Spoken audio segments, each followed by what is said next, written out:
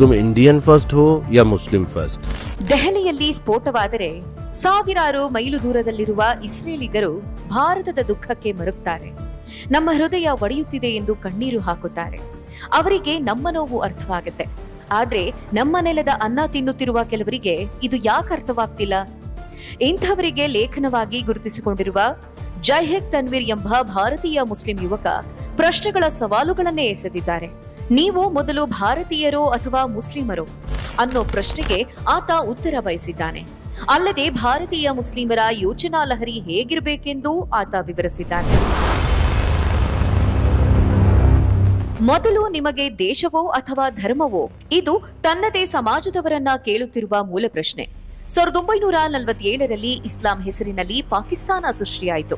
1971ರಲ್ಲಿ ಬಾಂಗ್ಲಾದೇಶ ಬೇರೆಯಾಯಿತು. ಕಾಶ್ಮೀರದಲ್ಲಿ ಭಯೋತ್ಪಾದನೆ ನಡೆಯುತ್ತಿರುವುದರ ಹಿಂದೆ ಇರುವ ಐಡೆಂಟಿಟಿ ಯಾವುದು? ಅದು ಕೂಡ ಧಾರ್ಮಿಕ ಗುರುತೆ.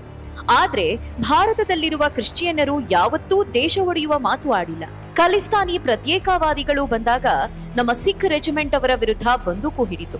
ಹಿಂದೂ ಮಹಿಳೆಯೊಬ್ಬಳು ಪಾಕಿಸ್ತಾನಕ್ಕೆ ಗೂಢಾಚಾರಿಕೆ ಮಾಡಿದಾಗ ಇಡೀ ಹಿಂದೂ ಸಮುದಾಯ ಅವಳನ್ನ ತಕ್ಷಣ ದೂರ ಮಾಡಿತು. ಹೀಗಾಗಿ ಬೇರೆ ಯಾವ ಸಮುದಾಯಕ್ಕೂ ಈ ಪ್ರಶ್ನೆ ಕೇಳುವ ಅಗತ್ಯ ಬಿದ್ದಿಲ್ಲ.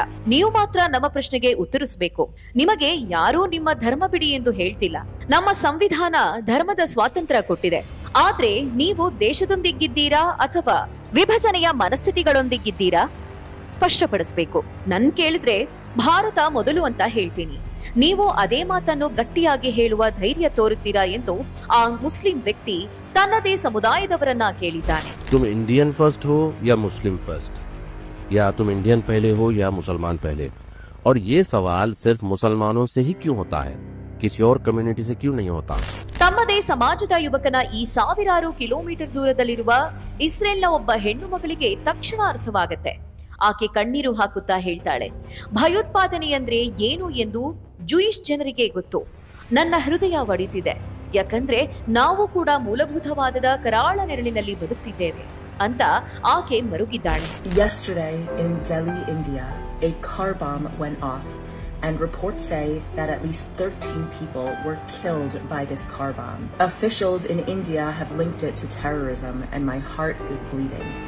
Because the Jewish people know what terrorism feels like and looks like. We understand what it's like to live right next to radical Islam.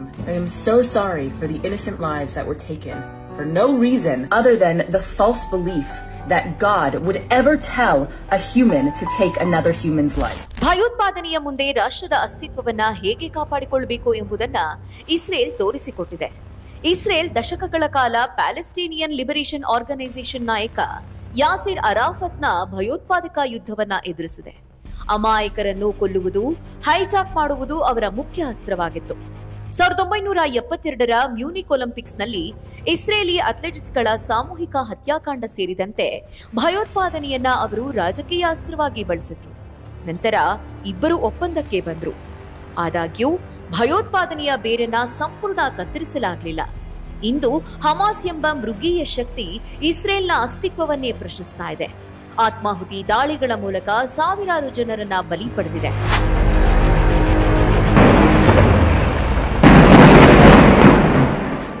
ಆದ್ರೆ ಇಸ್ರೇಲ್ ಸುಮ್ಮನೆ ಕೂರ್ಲಿಲ್ಲ. ಎಂದಿಗೂ ತನ್ನ ರಾಷ್ಟ್ರೀಯ ಭದ್ರತೆಯ ವಿಷಯದಲ್ಲಿ ರಾಜಿ ಆಗಲಿಲ್ಲ. ಧರ್ಮದ ಹೆಸರಿನಲ್ಲಿ ಮಾಡುವ ಭಯೋತ್ಪಾದನೆಯನ್ನ ಅದು ನಿರ್ದಯವಾಗಿ ಎದುರಿಸಿದೆ. ದೇಶದ ಮೇಲೆ ಯುದ್ಧ ಸಾರಿದವರನ್ನ ಅದು ತನ್ನ ಸಂಪೂರ್ಣ ಬಲದಿಂದ ಹೊಸಕಿ ಹಾಕಿದೆ. ಆದ್ರೆ ಭಾರತದಲ್ಲಿಯೇ ಹುಟ್ಟಿ ಇಲ್ಲಿಯ ಅನ್ನ ತಿಂದು ಬದುಕುವ ನಮ್ಮಲ್ಲಿ ಕೆಲವರಿಗೆ ನಮ್ಮದೇ ದೇಶದ ಮೇಲೆ ನಡೆದ ಭಯೋತ್ಪಾದಕ ಕೃತ್ಯಗಳ ಬಗ್ಗೆ ಯಾಕೆ ದುಃಖವಾಗ್ತಿಲ್ಲ? ಭಯೋತ್ಪಾದಕರಿಗೆ ಸಹಾನುಭೂತಿ ಸಿಗ್ತಿದೆ. ಪ್ರತಿಯೊಬ್ಬ ಭಾರತೀಯನು ಯೋಚಿಸಬೇಕಾದ ವಿಚಾರವಿದು.